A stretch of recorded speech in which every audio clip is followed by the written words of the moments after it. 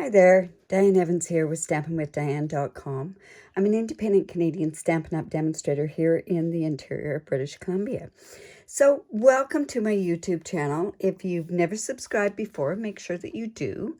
And also by subscribing, you'll get notified every time I upload a new video. And if you hit the bell, you get notified immediately. So today what I want to show you is a challenge. What way do you get inspired when you do make cards? I'm in a Festive Friday design team, and every second Friday we put out a challenge.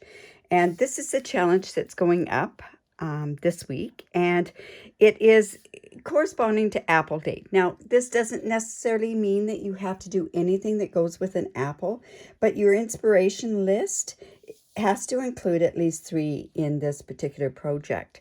So I went along and I picked apples, I picked red, I picked kind of baking is kind of there in the background. It's suggested by the stamp set. Circles and gingham. So let's get started and I'll show you the card that I was inspired to make by this. I am using Joyful Life, and I think this little hedgehog down here is the cutest dang thing. It has not only the baking sort of thing that goes along with it, but also the apples part with it. So let me bring in my supplies, and some of the supplies we're going to work together on. I have, this is Poppy Parade, and it's 5.5 by 8.5, scored at 4 1/4. On my blog, I will have all the measurements that go along with this. So I've just scored it at 4 1/4 and folded it. I have a piece of, let's see, we have a piece of basic black, and it is 4 by 5 1/4. So I'm just going to go ahead and put that right onto my card base.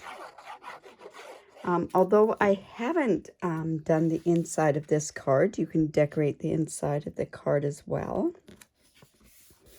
And my piece of basic white is 3 3/4 inches by 5 inches. There we go, right there. Now, like I say, we have nothing that is even remotely except for the color red that goes along with that. So I have a piece of, another piece of the Poppy Parade, and it happens to be 1 3/4 inches, I believe. Let me double check. Yes, 1 3/4 inches by 5 inches, and I'm going to put that down off to this side here.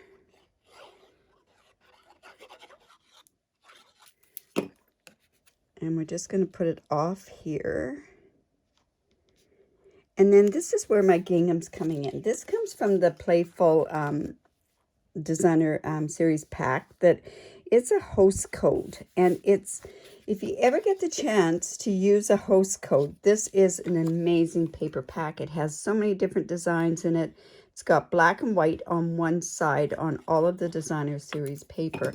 And then it also has this other Designer Series paper, the colored ones on one side. Now this piece happens to be, this is 1.5 by 4 3/4 there. All right, so now is the part where I bring in the circles. I have some, oh my goodness, where did I put those blacks, that black circle? Here we go. I took my layering dies, my layering circle dies, and I thought, what better way to use circles? So I've cut a black circle, and the black circle is 1 3/4. I also have a basic white circle, and it happens to be 2 1/4, and we're going to actually go and stamp that hedgehog on there right away. I am using my blends to color this, so I am using my Memento ink. And I'll just bring in my little hedgehog. Oh my goodness, that is not straight. There we go. And I am going to go and stamp him on here. We want to make sure that we get the apples on there as well. There we go. And I'm just going to let him dry really good because we want to make sure that when we go to use our blends, that at least it's going to be good and dry. So I'm going to take my black, and I'm actually going to pop this up. Now I could use my black dimensionals, but I don't tend to have any of those on my desk right now. Let's go in with our Take Your Pick tool.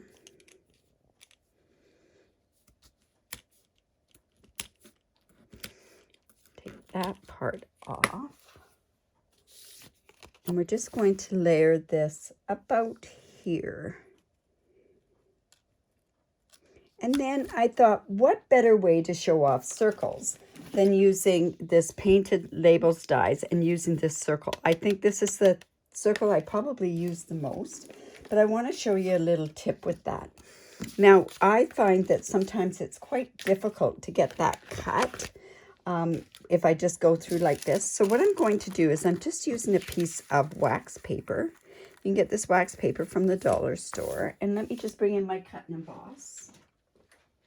And I want to show you how well that works on there. My well-loved plate. I make sure that I keep flipping it over. And the reason I do flip my plate over and over is so that it doesn't get warped, because when it gets warped, it doesn't cut right. All right, so let's just put this on here, and we'll use this like so.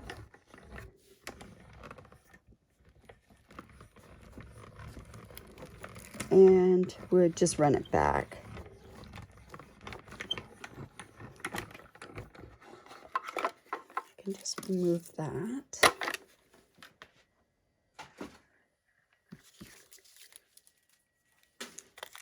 And then I just take the brush end that I have on my Take Your Pick tool, and let's just brush that out.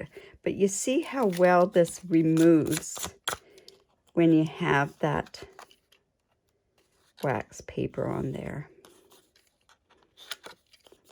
There we go. Now, always when you want to, and you are cutting your frames, you want to make sure that they're good and cleaned out as well.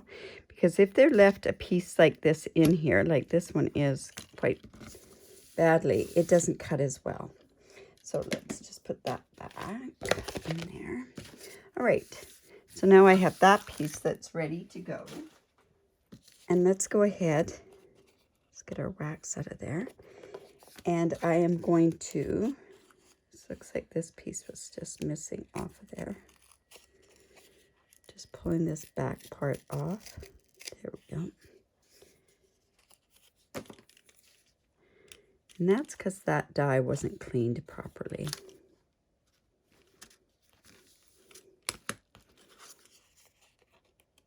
There we go.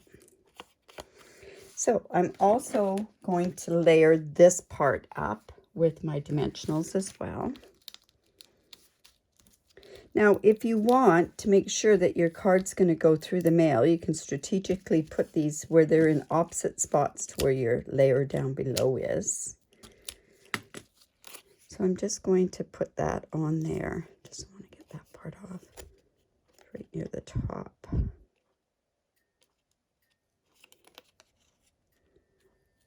There we go. And it's just going to go on there like that. Now, let's go ahead and color this hedgehog. I didn't take much time to color this hedgehog. I went with light and dark crumb cake.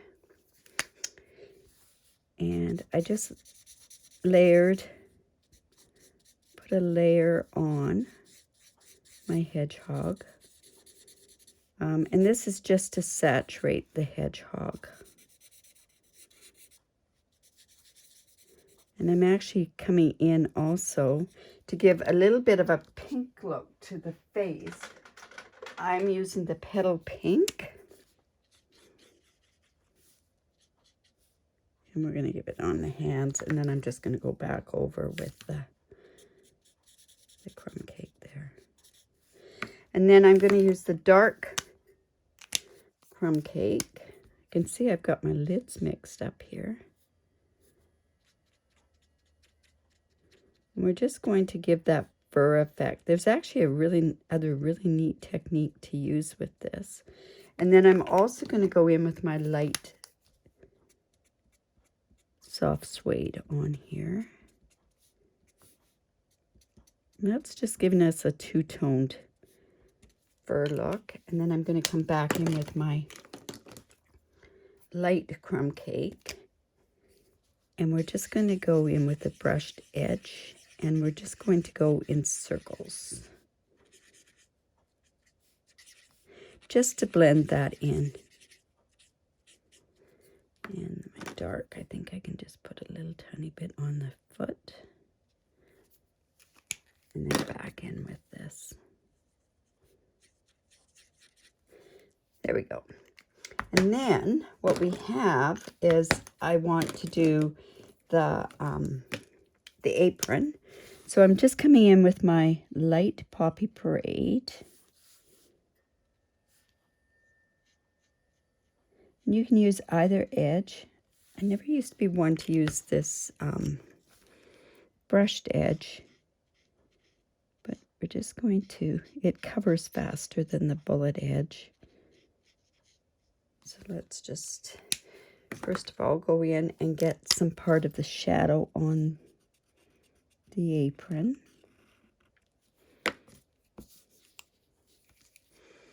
And then I'm just going to come back in and blend that in so that we don't see those lines.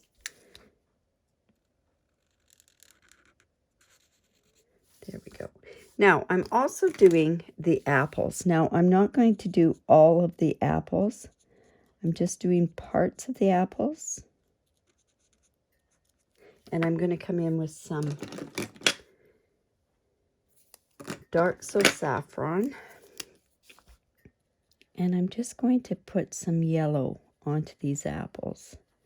Because apples are not completely red, right?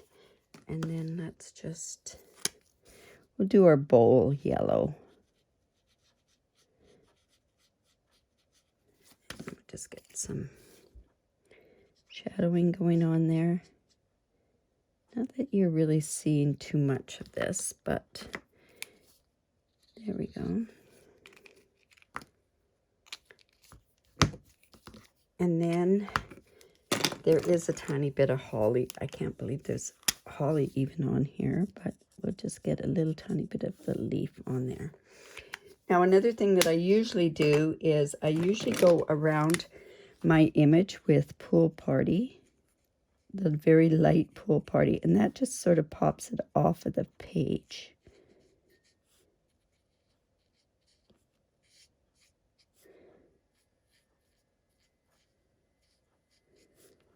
And this hedgehog should have, I'm thinking that he should have a bit of a pinker cheeks here. There we go. There's that. And then just want to make sure I've got these lids on here. You always want to make sure that you've got a click, because by the click you know that you're getting it's getting closed. And there's something on here that's not. All right, so now what I want to do is we're going to pop this part on here, but I better do that right now because of something else that I'm going to actually do. I'm just actually putting this on here. I've got quite a bit of dimension on there already. So let me just go and put this on here. And then I have, and this has been carried over, this Shimmer Crystal Effects. I kind of want my apples to be glossy. So what's going to happen is that I'm just putting these onto the apples. This is going to look a little opaque right now, but when it dries, it's going to be nice and shiny apples. Okay, so there we go there. And then let's go ahead. We're going to need a sentiment. So I've got some black, and I'm just going to come in with my embossing buddy and some Versamark. And let's put this saying on there, a little something for a great person. And I'm going to actually emboss that with the white. I think with the black and white, I think this would be the root to go. So let's see how this turns out.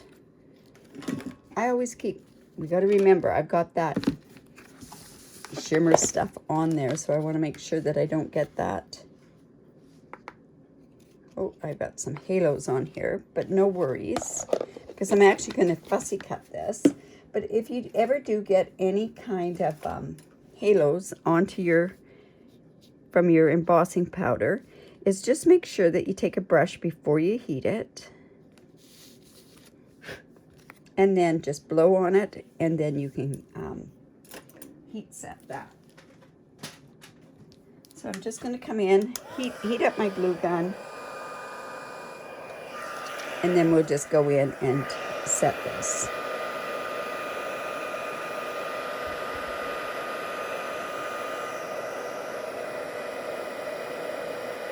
I think embossing is still one of my favorite techniques of all time. I think it's just one of those things that you can do so much with it. And then let's just cut that out.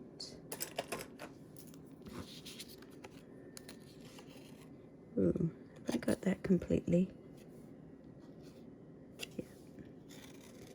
It looked like I didn't have it embossed. And then I'm just going to fussy cut around here.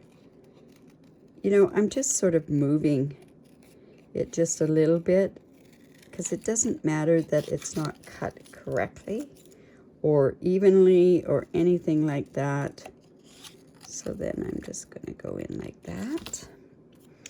Let's pop that up with dimensionals as well. Right here, and another one here.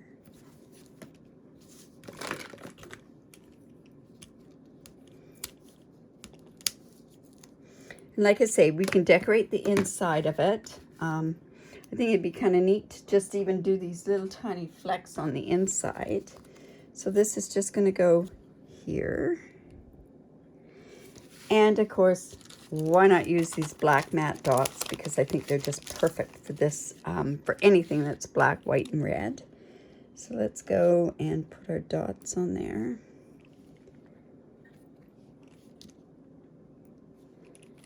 One right about here. And then let's put one right up above the sentiment. And then that'll draw attention down there. So there we go. There's my card. I hope you liked that. If you did like that, give me the thumbs up. Another thing is enter into our Festive Fridays. And don't forget to subscribe to my YouTube channel. And if you do live in Canada, I'd love to be your demonstrator. Basically, I have a very generous reward program. I also use a host code. This happens to be the latest host code. But I give away tutorials for every purchase that's made. And yeah, so I hope that you like that. And I hope that you enjoy it. Join us in on Festive Fridays. Have a great day. Bye for now.